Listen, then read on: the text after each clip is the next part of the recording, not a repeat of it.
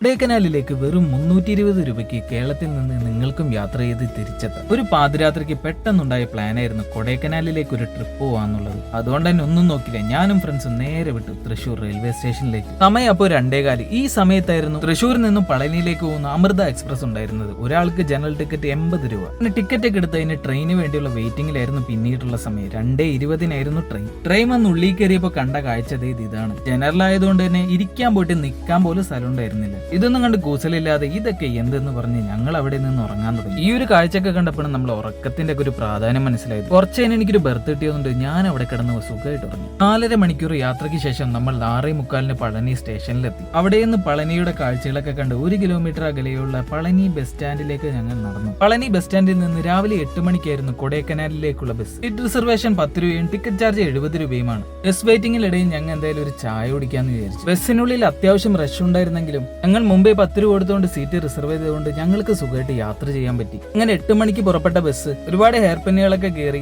2.5 മണിക്കൂർ യാത്രയ്ക്ക് ശേഷം 10:30 കൊടൈക്കനാൽ സിറ്റിയിലും അവിടെ നിന്ന് 10 മിനിറ്റ് കൊണ്ട് കൊടൈക്കനാൽ ബസ് സ്റ്റാൻഡിലും എത്തി. ഞങ്ങൾ അവിടെ ഇറങ്ങിയപ്പോൾ ചെറിയ ചാറ്റൽ മഴയും അവിടെ കൊണ്ട് മൂടിയ മഞ്ഞും കാരണം അടിപൊളി ക്ലൈമറ്റ് ആയിരുന്നു അവിടെ. അതുകൊണ്ട് തന്നെ നല്ല തണുപ്പും ഉണ്ടായിരുന്നു. കനാലിലേക്ക് പോകാൻ ഞങ്ങൾക്ക് ഒരാൾക്ക് ചിലവായ 160 രൂപയാണ്. അപ്പോൾ 2 സൈഡ് 320 രൂപ. വീഡിയോ ഇഷ്ടമായ ലൈക്ക് ചെയ്യാനും സബ്സ്ക്രൈബ് ചെയ്യാനും ഷെയർ ചെയ്യാനും മറക്കല്ലേ.